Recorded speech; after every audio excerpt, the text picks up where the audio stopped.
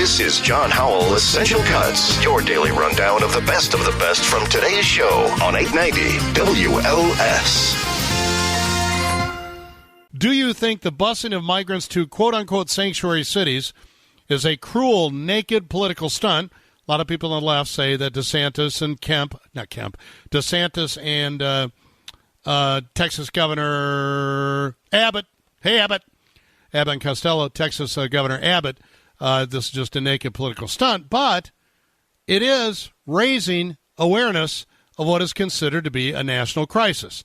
So I like Dan Abrams. I watch his News Nation show quite often. I think on Wednesday night, I saw Alderman Ray Lopez from right here in Chicago talking about sanctuary cities. Yes, it's a warm and fuzzy, but they're quite counterproductive, aren't they? And while in theory it sounds nice to say you're a welcoming or sanctuary city, it's all fun and games until the crisis appears at your doorstep, as we've seen. And even in my city of Chicago, we have, as of today, 13,000 individuals who are here with pending asylum cases before the federal government with no resources, no support, and are being housed with the hospitality of the taxpayers of the city of Chicago. And the numbers get worse from there. Let's start there with Alderman Ray Lopez in the 15th Ward.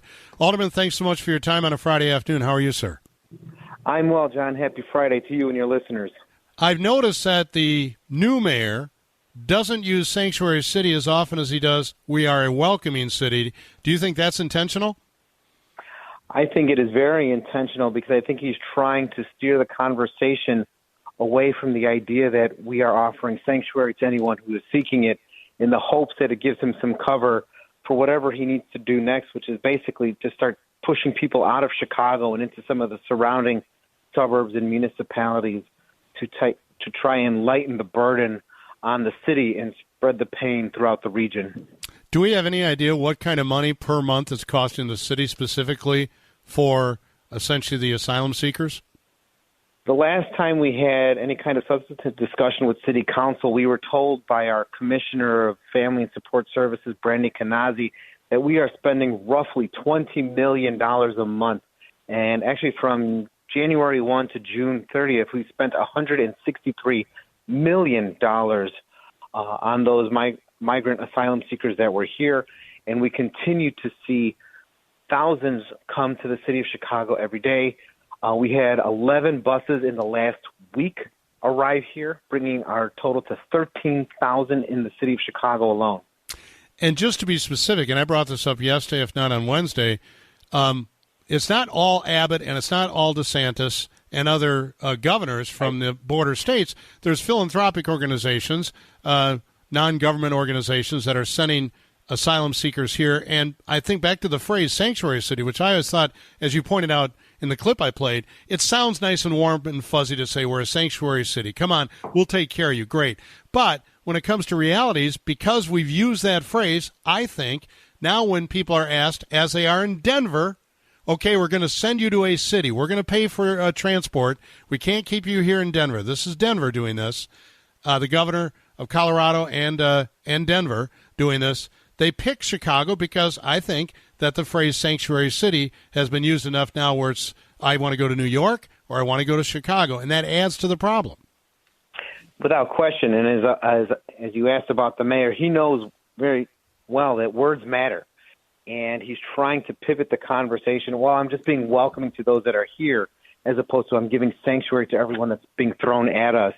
And to your point, John, you know, I heard the question before the segment, is this just political football by DeSantis and Abbott and all them? But, you know, the one that we always seem to forget in the equation is that the federal government, President Joe Biden and his Homeland Security Secretary Mayorkas, are also sending people to our city. They are assigning asylum cases from the border to Chicago, forcing people to have to come here. So as much as people like to point the fingers at our Republican governors and right-leaning politicians, Democrats are no different and just as culpable in this mess that they've given to Chicago and other cities across this country.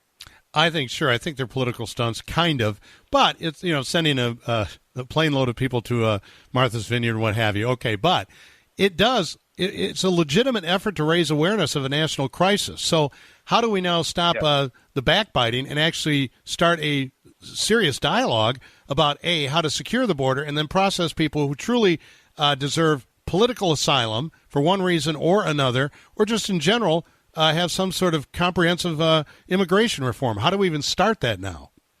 Well, I think we have to collectively take a step back, quit with the finger pointing and the excuse making on both sides of the aisle, and start getting to work. I mean, the fact that we've had a border czar in Vice President Kamala Harris for 2 years, who's never once visited the border, whom I've invited to visit the shelters because of the border crisis in my community and throughout Chicago, in any one of the 5 visits she's made to the city and have gone unanswered. We have to quit trying to ignore this issue because of the politics of it and just get down to work, because you are 100% correct.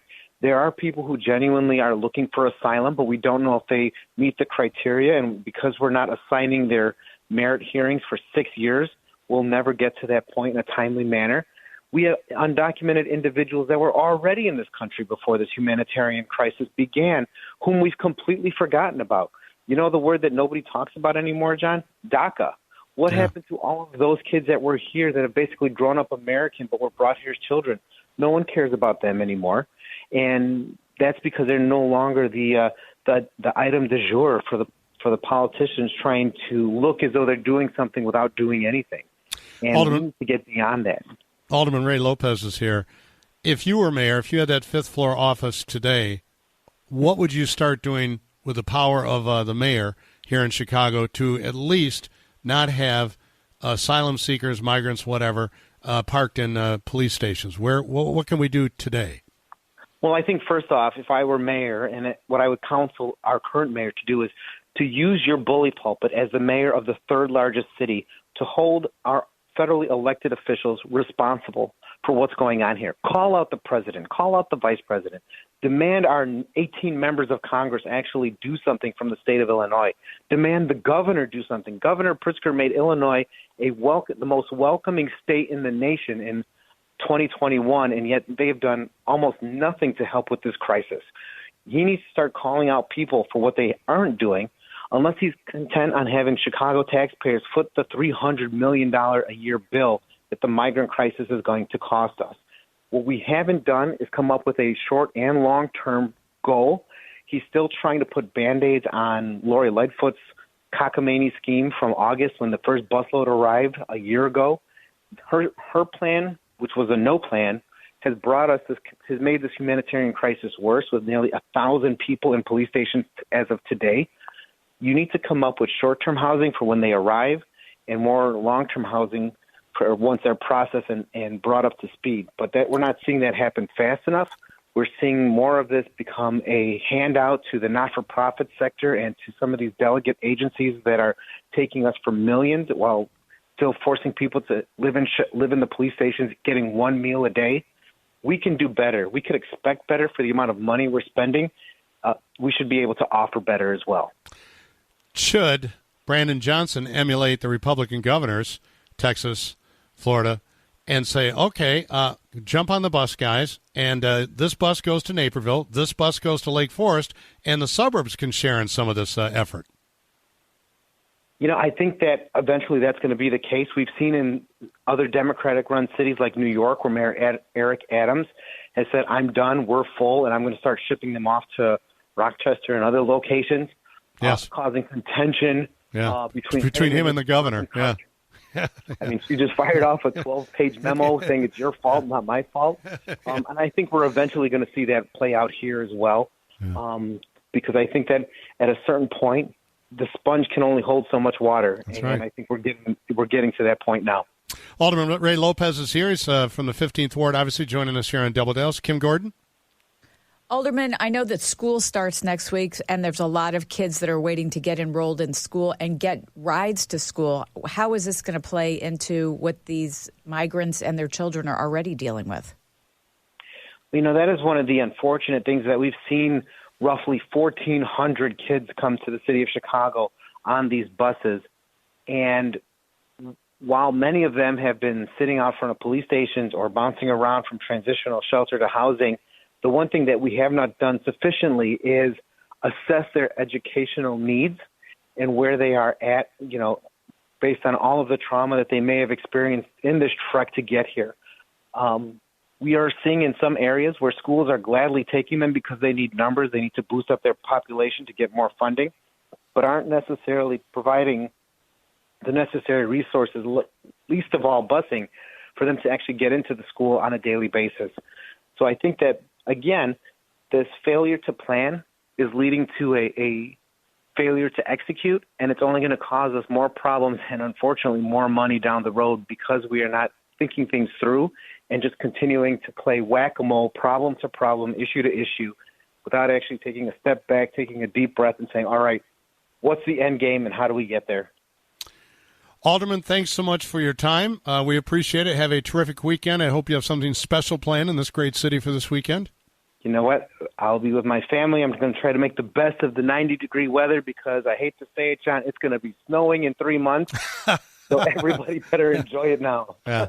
All right, thanks so much. Have a great weekend. All right, take care.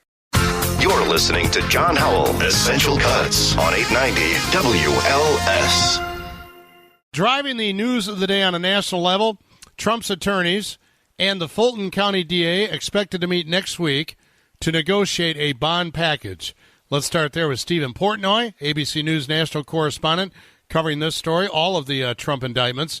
He's in D.C. this afternoon. Stephen, thanks for your time. What would be included in a standard bond package? Well, ultimately, it would be the conditions of release for the former president. And the meeting early next week is aimed at working those things out. I don't know the particulars. I don't know what it is that Fani Willis is going to ask that the former president comply with. I don't know what the former president's attorneys are going to ask that he not have to comply with. It's just interesting that this meeting is taking place.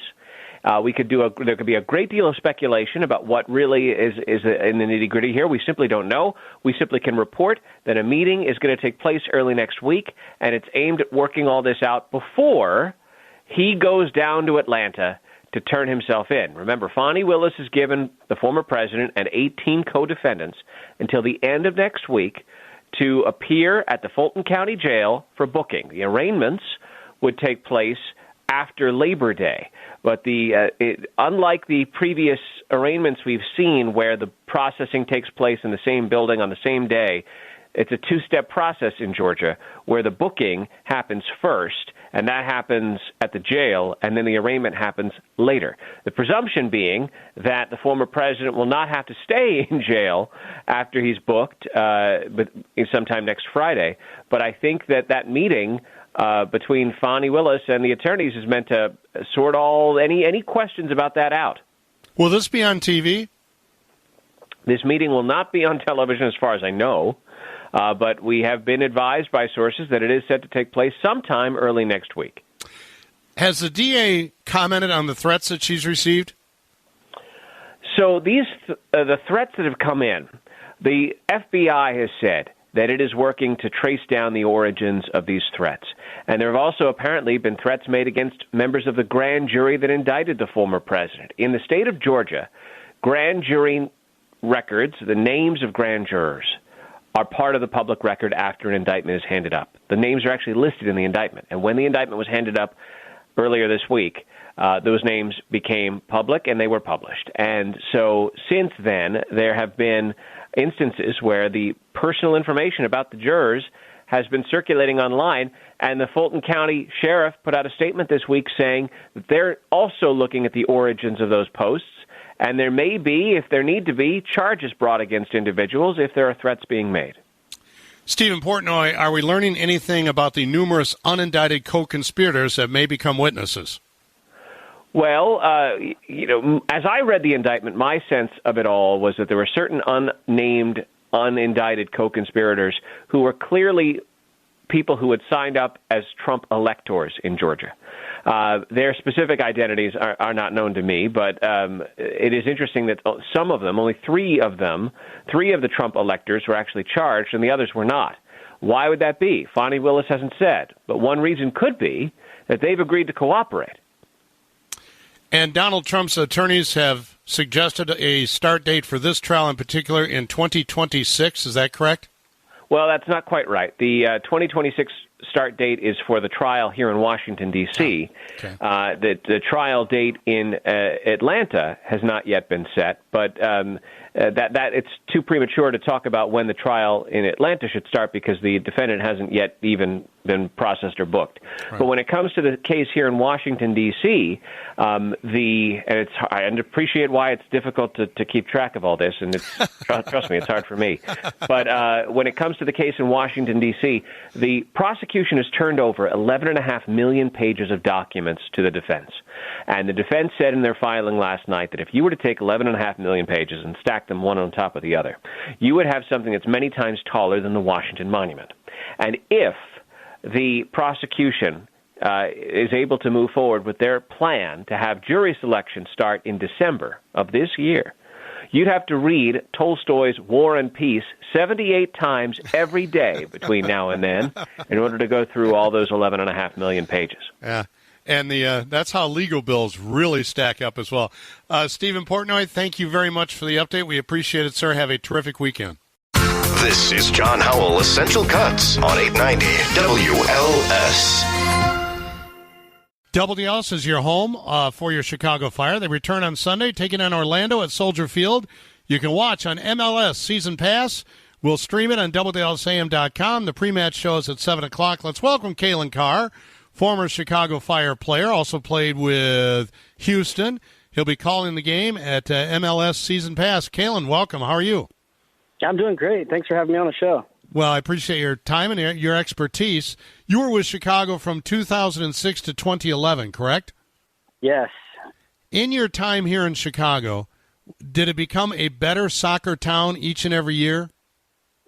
Oh, it was amazing. I mean, when I lived there, it also happened to time pretty well with the opening of our new stadium. So the first year I was there as a rookie, we played at the time, Toyota Park out in Bridgeview. And so there was a lot of energy and excitement around that. And we did very well. We went to Eastern Conference semifinal. The next year we signed Cuauhtemoc Blanco, the Mexican legend. So we saw the stadium sold out. It was just crazy atmosphere. We're in the playoffs every year. It was a really fun time in the city, I think, for just sports in general. The Blackhawks, I was there for 2 Stanley Cups. I was going around to all the different sporting events. So Chicago, for me, is just the best sports town in America, but the idea that soccer was continuing to rise and that I could be a part of that was a really fun experience. Since you mentioned the Hawks, let me ask you this question. Pound for pound, who are the better athletes, hockey players or soccer players? Oh, man, you're going to get me in some trouble here. I saw a lot of similarities, actually, as far as the nonstop movement, the creativity. I would say some of the hits from hockey made me cringe. I'm not sure I would enjoy that experience or that part of it. I also value my teeth. I'm not sure I'd be willing to make those sacrifices, but I got a ton of respect for them. And, growing up in California, I'm from the Bay Area. We had the Sharks, but they weren't really a huge deal in the part of the Bay Area that I was in Berkeley. So for me to get a little bit more exposed to hockey and other sports was a really cool experience. Were you played from your childhood? All of my nieces and nephews, they're all into soccer. They love watching it. They talk about it constantly. Not only the American version, but obviously in UK, they all have their favorite clubs, so on and so forth. Is it because so many young people now have played soccer, yourself included, that it's just growing exponentially nationally and worldwide? Yeah, absolutely. It's the most popular sport amongst kids now as far as participation rates, and that goes across boys and girls. And I know the women's national team didn't win the World Cup just this one right now, but they've set a huge tone as far as what soccer can be in the country, and that's been awesome. And then I think it's the sport's still growing here, and obviously we've been seeing Messi come in and just absolutely take the world by storm and run through this Leagues Cup tournament, which has been so fun to cover on Apple TV for MLS Season Pass. But I feel like that's just going to spark the next wave of fans. And then the idea that the World Cup is coming here in 2026, I mean, it's just going to be an incredible couple years ahead. Since you mentioned Messi, who is a bigger superstar in their particular sport? Messi in soccer, Michael Jordan in basketball? I mean, I would say comparing Messi to anyone or comparing Michael Jordan to anyone is something that has been done way too much probably over the years, but that's probably the closest comparison for either. I think both would have to to be okay with that. Although I don't know, Michael. Can Messi carry a team? Just carry an entire team like Jordan carried the Bulls? Yes, absolutely. We saw that in the World Cup with Argentina, and that's no disrespect to his teammates, but Messi was clearly the centerpiece of it all. And it's very rare to say that with soccer because it's more, there's 11 players on the field versus 5 in basketball, so the amount of impact that you can have you would think would be less, but Messi has completely changed that narrative. He's grabbed the ball in the most important times of the game, scored a hat trick in the World Cup final, and he stepped into MLS at 36 years old. Still, one of the best players in the world. I think the GOAT of all time, and now has that World Cup trophy behind him just from 6 months ago. So he's just still coming off that confidence and carrying that forward into MLS. Bigger, greatest of all time than Pelé? I think so, but it's difficult because I didn't live through that era, so it's tough to say. It's different when you experience somebody firsthand and up close and you can see him in person. I got to see Messi once in Houston. He was playing against the U.S. men's national team, scored maybe the most casual hat trick I've ever seen, just a complete artist, the way he was able to dominate a game. So to witness that in person, I think gave me a little bit of the bias, but Pelé, an absolute legend. Calen Carr is here, former Chicago Fire player, also played in Houston. He'll be calling the game on MLS Season Pass Sunday. The Fire take on Orlando at Soldier Field. You can watch on MLS Season Pass. You are also the host and producer of the Movement MLS docuseries. As a host of a docuseries and a producer, I want to ask you if you think Ted Lasso is worth watching. Absolutely, yeah. Not a docuseries, of course, a drama, but it does feel real as far as the sense of they got the soccer part right. And I was concerned about that when I had heard of this show and that it was going to be about soccer and Jason Sudeikis was going to be running it. And I know he loves soccer and has some experience, but I was like, is this going to live up to the soccer part? And it definitely lived up to that part, but it's about so much more. It brings that heart and storytelling, and I think really just is opening up a whole new audience to the sport of soccer. You don't have to love soccer to watch Ted Lasso, and I think that part has been really cool to watch. And it's also on Apple TV, so it's kind of all in one place, and I think in some ways that makes sense. Calen Carr, I'll be watching on MLS Season Pass Sunday, pre-match show at 7 o'clock. Appreciate your time. Continued success. Awesome. Can't wait to be back in the city of Chicago, see all the Fire fans out at the match, and really appreciate you having me on your show. Have a great weekend. Thanks, Calen. You're listening to John Howell, Essential Cuts on 890 WLS. This will certainly be one of my favorite segments of the show. I always like talking to our next guest. The first live-action Latino superhero makes his way to the big screen this weekend. The DC Warner Brothers movie Blue Beetle opens in theaters. You know what was going to happen to my brother when you stuck him with this world-destroying thing? It's called the Scarab. I had no idea it would activate. It has to choose you. So how do we get it to unchoose me? Apparently, it's been a long road for this project. It was in danger of being buried a couple of times. What do you think the government is going to do when they figure out that some kid has this military tech? Bust it down. We are going to change the world with the power of the Scarab. It belongs to me. I'm guessing it's a very noisy movie.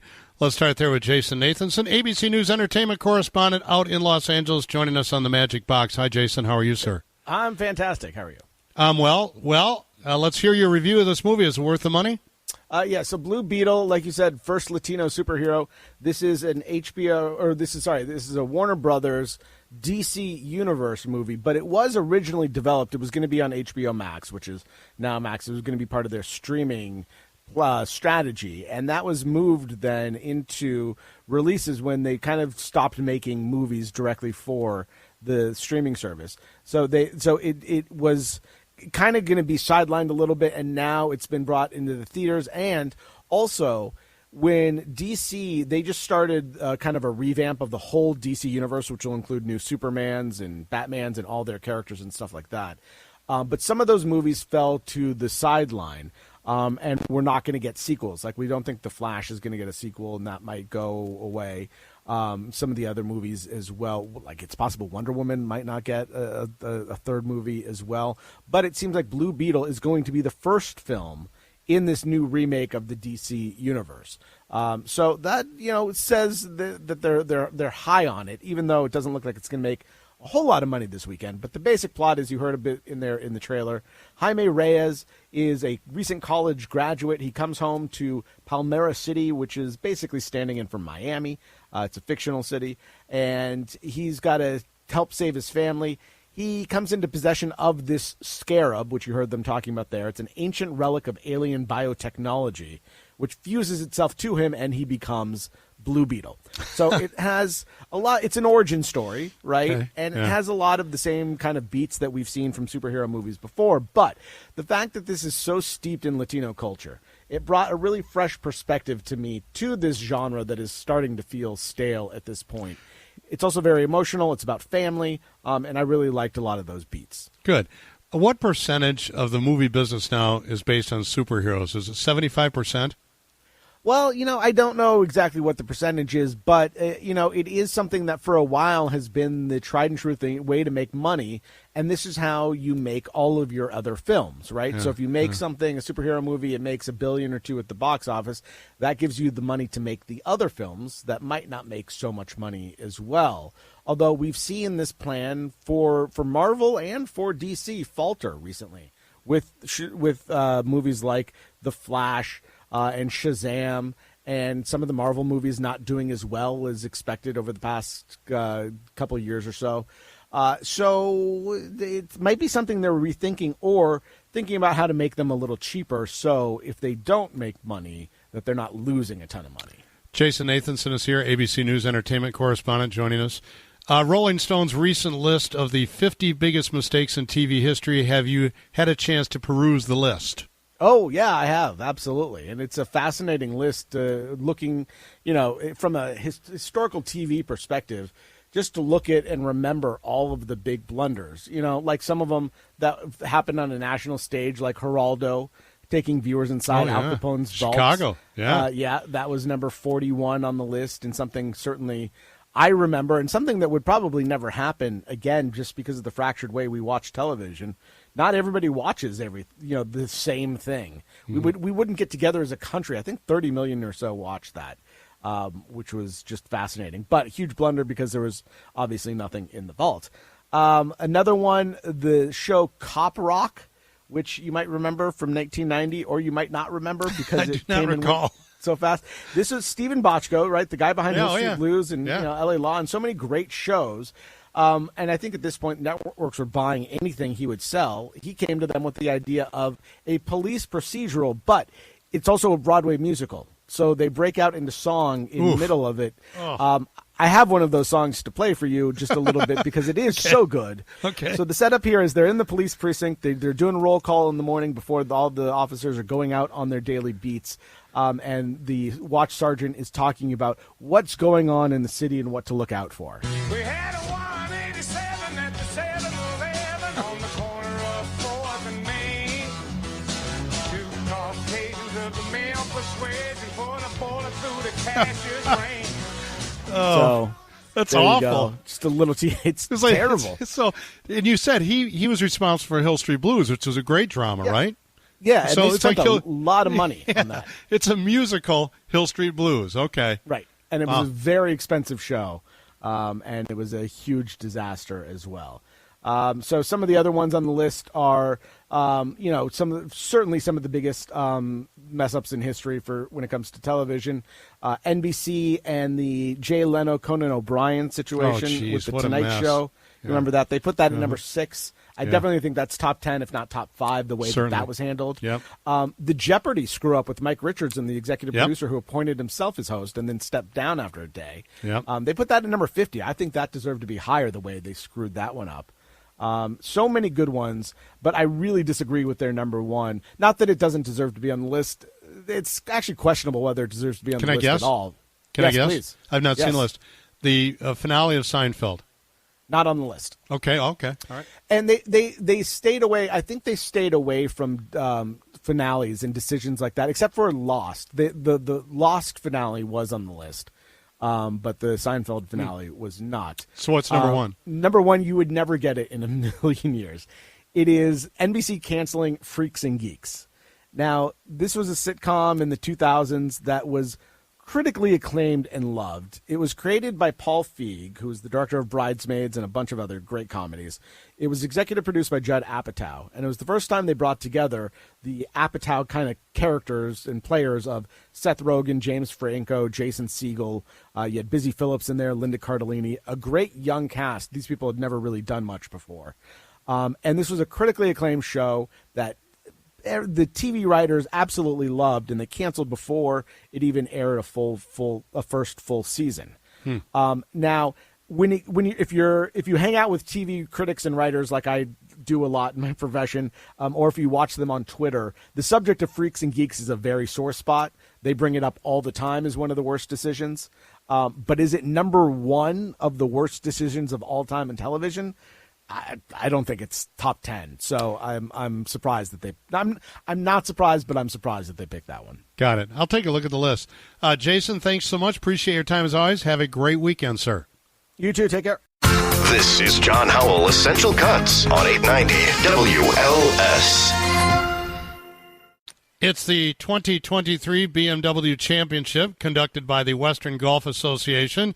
This event dates back to 1899, debuted as the Western Open, making it the third oldest tournament, only behind the British Open and the U.S. Open. It's back at Olympia Fields Country Club and the North Course.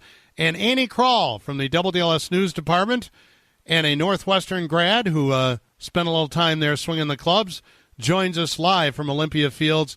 Annie, any update on whether or not John Rahm had a bad day because of a porta potty situation, either too many or too few? Have you looked into that? I have not been reporting live from the porta potties, John. I will certainly be looking into it after I hang up with you. That will be probably some of my latest reporting from the field, but let us just make the unavoidable pun that John Rahm's putting may or may not have been left in the porta potty. Well, he had a rough day, but a lot of guys had off days. But who has the big momentum going into day three? 2 words, Max Homa. He is coming in hot. Max came in with a 62 today, came in yesterday with a 68. The guy made 10 birdies.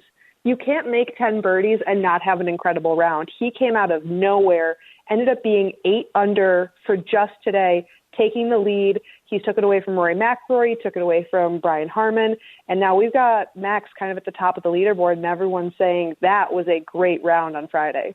How did your Northwestern alum, the lefty, do?